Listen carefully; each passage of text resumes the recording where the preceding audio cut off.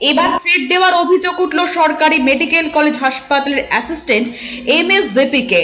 বীরভূম জেলার অন্তর্গত Rampurhat medical college ও হাসপাতালের সহকারী এমএসভিপি কে থ্রেট তৃণমূল কংগ্রেস নেতা ওয়াসিম আলী ভিক্টরের। পৌরসভা 10 নম্বর ওয়ার্ডের কাউন্সিলরের স্বামী ওয়াসিম আলী ভিক্টর এই ঘটনার পর থেকে ওই আধিকারিক আতঙ্কে দিন কাটাচ্ছেন। এই বিষয় নিয়ে রাজ্য স্বাস্থ্য দপ্তরের সহ স্বাস্থ্য দপ্তরের 10টি জায়গায় লিখিত অভিযোগ দায়ের করেছেন তিনি। বীরভূমের রামপুরহাট মেডিকেল কলেজ ও হাসপাতালের একটি বেসরকারি সংস্থার কর্মী বিকি শেখ বেশ কয়েকদিন ধরে নিয়ম মেনে ডিউটি করছিলেন না, এই বিষয়ে অভিযোগ করেছিলেন অ্যাসিস্ট্যান্ট এমএসভিপি 1 মাস আগে। তার কোনো সদুত্তর না পাওয়ায় পুনরায় চলতি মাসের 17 তারিখ তাকে চিঠি মেল করা হয়। মেল করার পরবর্তীকালে তৃণমূল নেতা ওয়াসিম আলী ভিক্টর সহ আরো দুজন এসে রুমের মধ্যে এমএসভিপিতে এক ধরনের হুমকি দিয়ে যান। তারপর থেকে তিনি আতঙ্কে দিন কাটাচ্ছেন। মানে বাইরে বসেছিলাম, তো হঠাৎ করে স্থানীয় একটি ছেলে আর কি ভিক্টর নামে আমাকে বাইরে বললো যে স্যার আপনার সাথে কথা আছে। ঠিক আছে, আসুন চেম্বারে। তো উনি এলেন, আমিও এলাম। তো ওনার বক্তব্য হচ্ছে যে আমি 1 মাস আগে একটা চিঠি করেছিলাম বিকি শেখ বলে, আমাদের একজন ওয়ার্ড বয় আছে অল সার্ভিস গ্লোবাল প্রাইভেট লিমিটেডের। সে কাজকর্মে খুব ঢিলে দিচ্ছে, মানে সময় মতো তাকে পাওয়া যায় না ওয়ার্ডের মধ্যে, ড্রেস পরে না, কোনো আইডেন্টিটি কার্ড ঝুলায় না গলায়, এই সমস্ত একটা অভিযোগ ছিল এবং সেটা সত্যি, মানে আমি গিয়েও দেখেছি। তো সেইটা নিয়ে ওদের কোম্পানিকে একটা চিঠি করেছিলাম যে এই ছেলেটির এগেনস্টে কমপ্লেন আছে আমার, আপনারা ব্যাপারটা দেখুন। তো কোম্পানি গত 1 মাসে কিছু করেনি।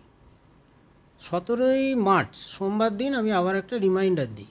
রিমাইন্ডারটা আমি মেল করি হচ্ছে 1টা 24-এ, মানে আমাদের অল সার্ভিস গ্লোবাল প্রাইভেট লিমিটেডের মেল আইডিতে।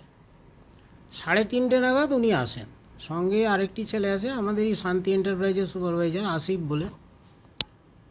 তো দেখলাম একটু রেগেই আছেন আর কি ভিক্টর সাহেব। ওনার বক্তব্যটা হচ্ছে যে আপনি বিকি শেখের ব্যাপারে খুব বাড়াবাড়ি করছেন, আপনি বাড়াবাড়িটা বন্ধ করুন, না হলে কিন্তু হসপিটালে বিশৃঙ্খলা হলে আপনি দায়ী থাকবেন। এইটা ছিল ওনার বক্তব্য। তৃণমূল মানে তো হুমকি, তৃণমূল মানে থ্রেট, তৃণমূল মানে চুরি, তৃণমূল মানে রাহাজানি, তৃণমূল মানে এলোমেলো করে লুটোপুটে খাওয়া।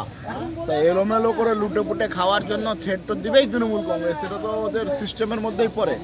তো আমরা এটা নিয়ে বেশি মানে ভাবছি না, শুধু ভাবছি যে এই সরকারটা এখনও পশ্চিমবাংলায় বাংলার মানুষ রেখেছে, এদেরকে ইমিডিয়েট বিদায় দিতে হবে। যতক্ষণ পর্যন্ত বিদায় দিতে না পারছি আমাদের আগামী সময় এই লড়াই জারি থাকবে। হসপিটালে নিত্য প্রতিদিনের যে ঘটনা তৃণমূল কংগ্রেস চালায়, একটা র্যাকেট চালায়, শুধু আর্থিকভাবে দুর্নীতি নয়, আরও অনেক কিছুই চালায়। আপনারা একটু খোঁজ নেন, বুঝতে পারবেন।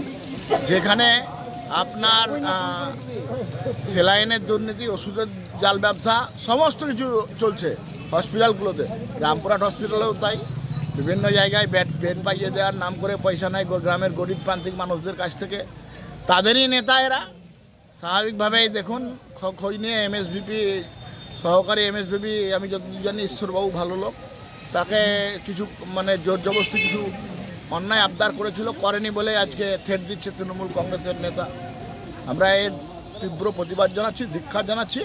পুলিশকে বলবো মেরুদণ্ড সোজা করে এদের কলাটা ধরে ইমিডিয়েট জেলে পুরুন, না হলে আইনের শাসন। Bureau report, today Bharat.